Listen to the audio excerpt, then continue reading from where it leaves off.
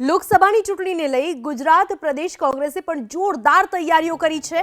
સ્થાનિક લેવલના પ્રશ્નોને ઉજાગર કરી તમામ તાલુકાઓમાં સંમેલનોનું કોંગ્રેસે આયોજન કર્યું છે।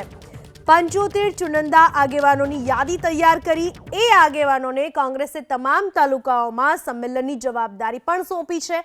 તાલુકા મથકે સંમેલનની સાથોસાથ પદયાત્રાનું કોંગ્રેસનું આયોજન છે। કોંગ્રેસના નેતાઓ પદયાત્રાનું આયોજન કરી જે તે તાલુકા મથકની પ્રશાસનિક ઓફિસે પહોંચશે, સાથે જ સ્થાનિક લોકોના પ્રશ્નના નિરાકરણની માંગ કરશે। આ વિશે વધુ વાત કરવા આપણી સાથે જોડાઈ ચૂક્યા છે કોંગ્રેસ પ્રવક્તા મનીષ દોશી।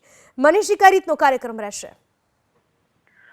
આગામી લોકસભાની ચૂંટણીને ધ્યાનમાં લઈને કોંગ્રેસ પક્ષ દ્વારા સ્થાનિક લોકોને પડતી મુશ્કેલી અને કોંગ્રેસનું સંગઠન વધુ મજબૂતાઈથી ચૂંટણીલક્ષી તૈયાર થાય તેના ભાગરૂપે ગુજરાત પ્રદેશ કોંગ્રેસ સમિતિના સન્માનિત પ્રમુખ શ્રી શક્તિસિંહજી ગોહિલે અનેરો એક પ્રયાસ કરીને રાજ્યના 75 આગેવાનો જે કોંગ્રેસ પક્ષના છે તેમને જે સ્થાનિક કક્ષાએ સારી રીતે પોતાનું યોગદાન આપી શકે એ તમામને જવાબદારી સોંપી 3 તાલુકાની અને આગામી દિવસોની એટલે કે 10 થી 12મી માર્ચ સુધીમાં સમગ્ર રાજ્યમાં કોંગ્રેસના તાલુકા કક્ષાના સંમેલનની પૂર્ણતા કરવાની અને સ્થાનિક પ્રશ્નો જે છે તાલુકાના જેને સરકાર સતત અન્યાય કરે છે સ્થાનિક નાગરિકોને એ પ્રશ્નોને લઈને જન અધિકાર પદયાત્રા યોજી સ્થાનિક પ્રશાસનને આવેદન રજૂઆત કરવામાં આવશે કે આ પ્રશ્નો વર્ષોથી ઉકેલાઈ નથી રહ્યા। સરકાર વાતો કરે છે પણ નાગરિકોને જે અન્યાય કરે છે આ વાત લઈને અંતે તો લોકસભાની તૈયારીની વધુ મજબૂતાઈથી કરવાની છે। તાલુકા કક્ષાના સંમેલનો બાદ કોંગ્રેસ પક્ષ સમગ્ર રાજ્યની અંદર આગામી લોકસભા માટે મજબૂતાઈથી આગળ વધી રહી છે।